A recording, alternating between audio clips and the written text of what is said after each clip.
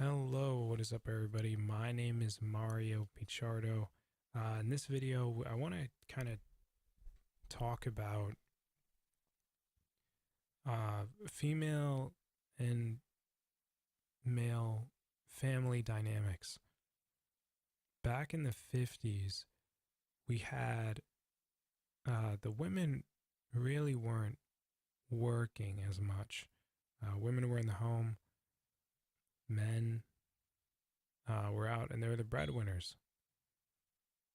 And the woman stayed home and she took care of the kids, and she made sure that things were fine in the house, that nothing was really that things stayed in order, while the man went out and he was making sure that there weren't any issues with really the work. He'd make sure the house was in good working condition. The woman just kept it clean. She fed everybody. Um, she was really the one to really teach the kids kind of the ideas that were set by the male figure in the house, set by the father. There was even a TV show called Father Knows Best back then. It was really kind of teaching, kind of the values, or really that central idea that the man's the head of the household, and he kind of sets the standard by which the family followed. And the reasoning behind that's important because you see that central idea was the idea that, well, you really aren't going to have two leaders in a household in terms of two people jointly making every decision. Usually the decision was made by the man,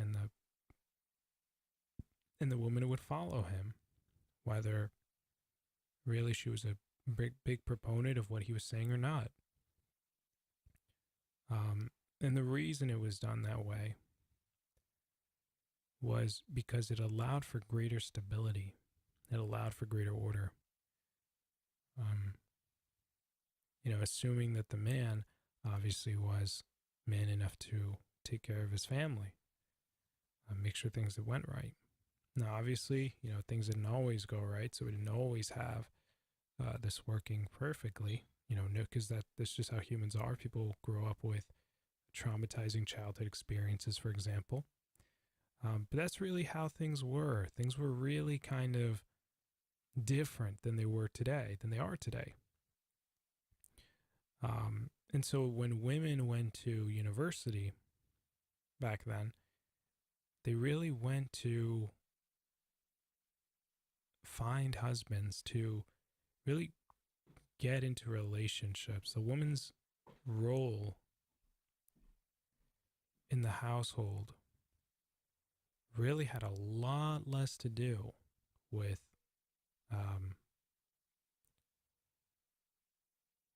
going out and making money. But there's an important reason for that. That reason being that, well, not only did the man not need the woman to do that, because he was already bringing in enough money to take care of the family, to facilitate the fulfillment of their needs.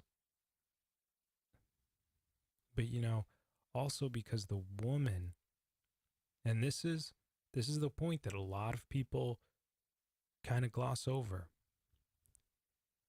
that the woman being in the home allowed for the children to have a stable, reliable source by which they could find comfort, ask questions and receive answers, learn basics of morality, of Christian Judeo values, of and just really a general understanding of anything and everything that they had a question about. And that didn't mean that the parents knew everything, but what it did mean was that the child always had someone to fall back on. And and that was important for the child. And it was very important for the child to have that, to have someone that they knew that they could rely on day in and day out while dad was out, while dad was working, while dad was bringing home the bread, building the houses, building the whatever he was building back in the day. And so the kids kind of had a rock throughout all their time at that point, and that central point was the mom. But then what we have was kind of the shift away from that system. And it's important to understand that's a very stable system, because the children really have constant exposure to both the mother and the father, primarily the mother as the primary caretaker, to ensure that the children are really being adequately taken care of. Any thoughts or any ideas or anything like that, they go through the mom, which primarily works because, well, the mother and the father is really in their best interest to make sure that the child is taken care of. But then what we have is later on, with the rise of the civil rights movement for women, we have something that's very interesting. This woman who was a part of a communist party in America starts printing these kinds of propaganda works, papers,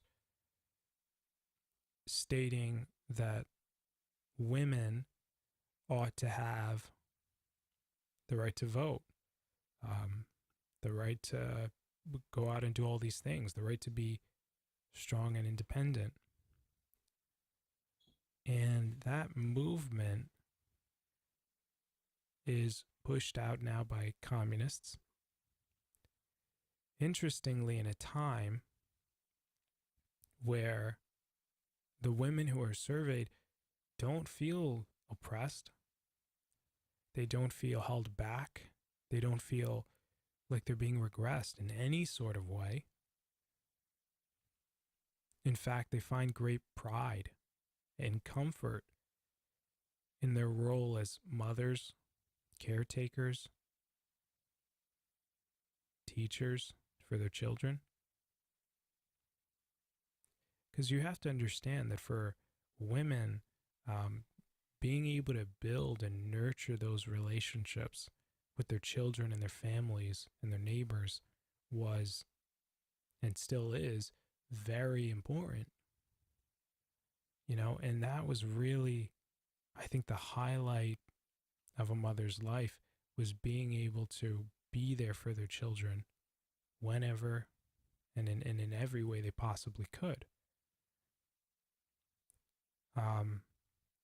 But so this rights movement comes along. Women get all these rights that they're told that they need.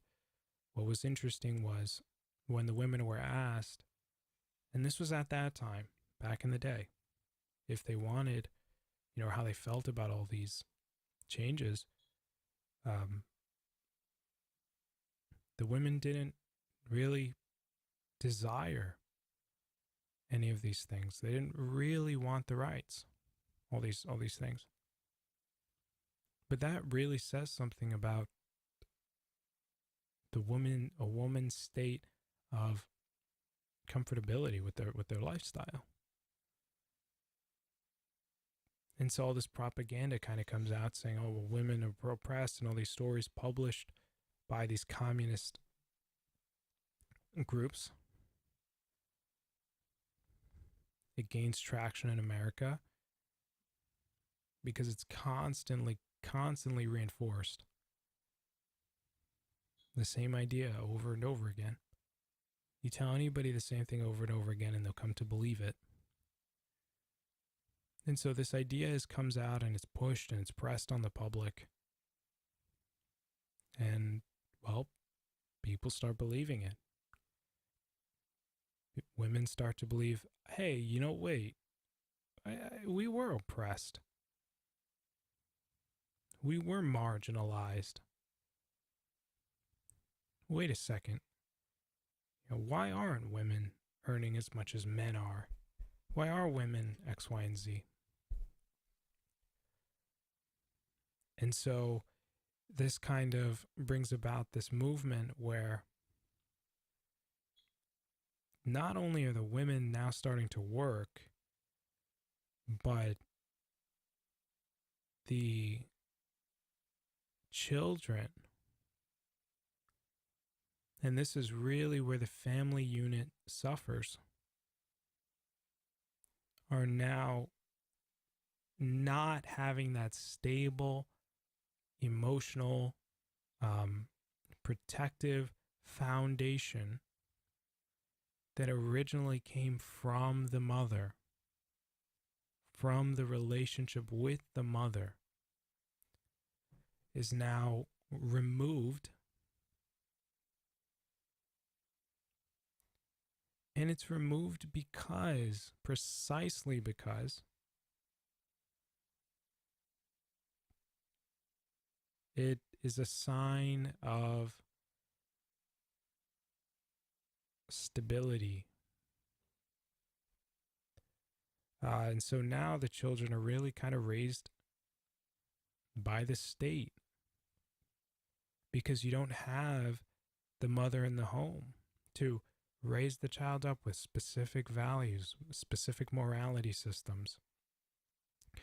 Because the other thing that we have to understand is 1950s America and before is a Christian Judeo society where morality or ideas of morality come from our Bibles. In other words, 1950s America doesn't believe in homosexuality, the right to gay marriage, doesn't believe in any of these modern ideas, abortion, because they're not founded on Christian Judeo values. Christian Judeo values says you value a human's life. Christian Judeo values says you don't sin against the Lord. Because of the instability that pushes into society, into gender norms, into social roles. Because that foundation was stable. And so what you have is the mother being removed from the caretaker position, which meant that the child now has to be taken care of by the state, by the public sector, by default, because there's no one there to homeschool the child. There's no one at home to reinforce values into the child. Because by the time the parents get home, really everything about a child that they're going to experience, let's say from a schooling perspective, has already happened. It's already been done. And the child doesn't really, any questions that they have, they really pass through to the teachers. The mother's not really there. She can't be because she's working. And so that's really the state of what the child has access to learn from, and to grow from, and to be mentored by. And so now you have a society where the central banks have really destroyed the value of the dollar. And so us going off the gold standard destroys the value of the dollar. And so now we have a system where things are so much more expensive than they were 60, 70 years ago that we cannot financially go back to a system where the woman would be the primary caretaker of the child, instilling in him or her the correct, values, making sure that they know the things that they need to know to be able to do the things that they need to do. When a child comes up and he has a question, hey mom, why is this like this? They don't have that. The question goes to the teacher, goes to the scientist. Or by the time that the question can be asked, the child kind of, no one's there to answer the question for him or her. So it's interesting because things are gotten so expensive. The dollar has been devalued so much by things like inflation and the loss of the gold standard that you can't really go back. It's not financially viable. Most mothers cannot stay at home because the value of labor has gone down so much in America and other Western societies that the cost of living is too great. So, in other words, we find our societies at the mercy of public institutions and the individuals that run them. And because we have that kind of exposure in the public sector, we really see a morality shift in the general public throughout the decades. And you see that. I mean, when you look back at history, right? People distinguish the 60s from the 70s, the 70s from the 80s, the 80s from the 90s, the 90s from the 2000s. Things started to really change. We really started to see a morality shift from the 50s to the 60s, particularly, with the introduction of things like TV, things like that, we really start to see, if we look at America from the early 1900s onward, things really start to change in a moral way. And then we hit, a time where rights are given to gay individuals, for example, to have now the right to vote, which was not an original Christian idea, never will be an original Christian idea. It's not espoused in the Bible. And so now things start to change, where all these things get introduced. Abortion comes in. It's totally okay for women to kill babies. But all this comes about because we kind of lose the foundation of what our society was. But it's important to point out that we lose it precisely because it's not, there is no family stability. The very stability that a mother would be able to provide for the children while the father's out working has been removed.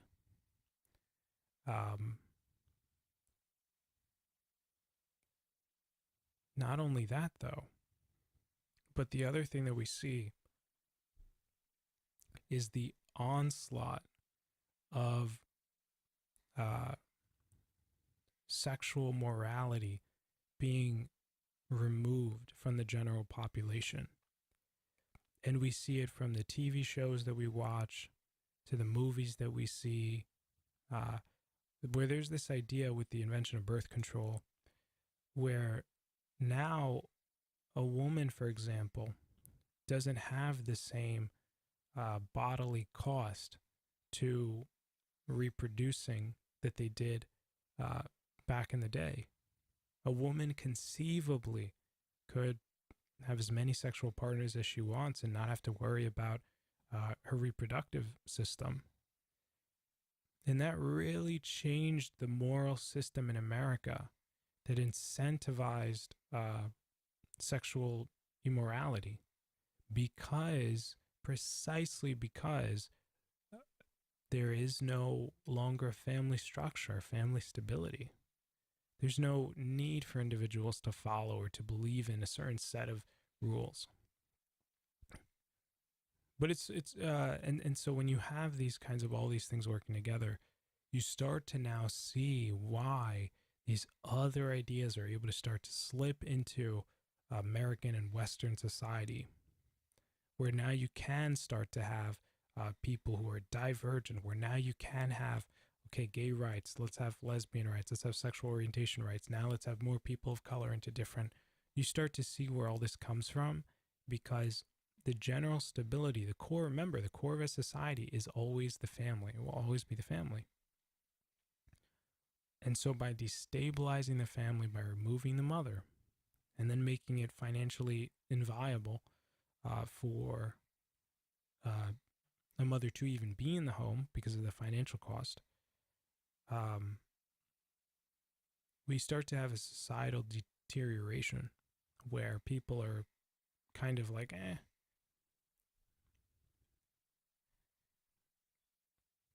And then I think it's reinforced by other things, but I think it's important to stress, because this thing comes up with the gender pay gap, for example, which has been debunked. The idea that women earn less than men, which isn't true. In fact, women earn less than men because women don't want to work the same jobs as men. They don't want to work as many hours as men. And because, shocker, women want to be home, taking care of their family. They want to be with their families. In fact, there was a survey that came out recently about this very question, in which women were asked, what do you want to really do with your time? For the people who went on, for the women who went on either maternity leave, or the women who went on kind of like a hiatus from work, they found that they didn't want to go back to work. Shocker. They preferred to stay at home. They preferred to be with their families because it was more meaningful to them to be able to do that than for them to go out there and earn a job or make a pay or to do this or that.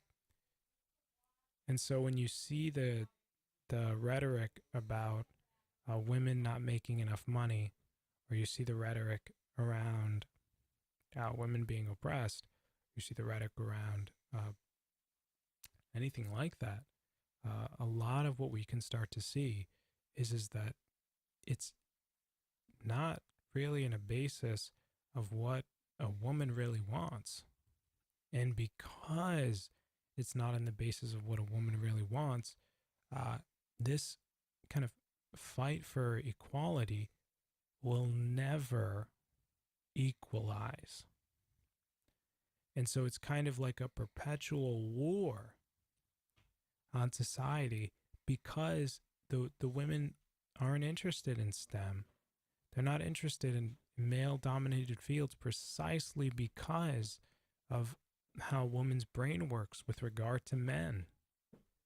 They desire inherently different things. And so to push for equality of outcome is something that, quite frankly, we're not going to see.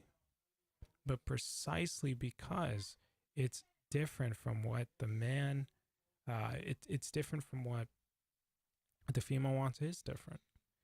But so I just wanted to take a minute to talk about that. And then you have a lot of other factors too, which are, what the attack against men today, the incel movement, the MGTOW movement,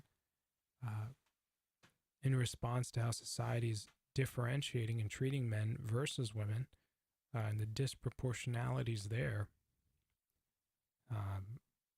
We have an article that Tim Pool was talking about just, I think, 2 or 3 days ago, talking about how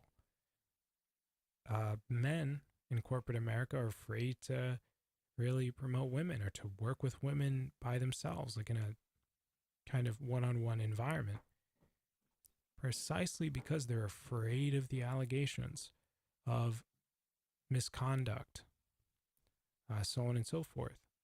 Because these allegations, it's been a societal pressure that if a woman makes a case that a man has potentially done something wrong, her literal saying of those words must be taken as fact. In other words, any woman could take down any man in a legal, social, economic fashion at any point in time, especially if she's able to say at any point in time that, oh, her and a man had been in a secluded environment. And so I just kind of wanted to take a minute to kind of talk about that. What is happening that's very interesting is that we're starting to see a shift back in the opposite direction, where now, there's a revitalization of conservative values, where people are now starting to say, hey, how things were before, I dug that. I dug the, the conservatism, the leadership under a man, the woman's subservience to a man, not because she's worth less, but because it's what allows for a stable family, and God ordains it that way in a Christian Judeo society. But what we're starting to see is a lot of people are going back to the drawing board, and they're saying, no, you know what, we want to focus on Americans, for example. We want to focus on bringing back American jobs. We don't want this censorship. We don't want all this other stuff. But precisely because it doesn't work. So with that, guys, just want to take a minute to talk about that. It's very interesting how we got to where we are with respect to the state of Western culture, and especially Western media, and its portrayals of individuals and the normalization of sexualities and things like that. So if you guys like the video, be sure to smash that like button. If you loved the video, smash that subscribe button, and be sure to hit the bell icon, pow, so that you can get notified the next time that we put a video up. And if you really want to help the channel out, share it, because sharing is going to do the most good, especially to combat YouTube's censorship of voices that don't fit the narrative that we were just talking about, with this kind of anti-family, because it's anti-conservative, or it's really free speech. I mean, that's what censorship is, anti-free speech slant. So with that, guys, I'll see you in the next one. Take it easy. Everybody have a great one. Peace.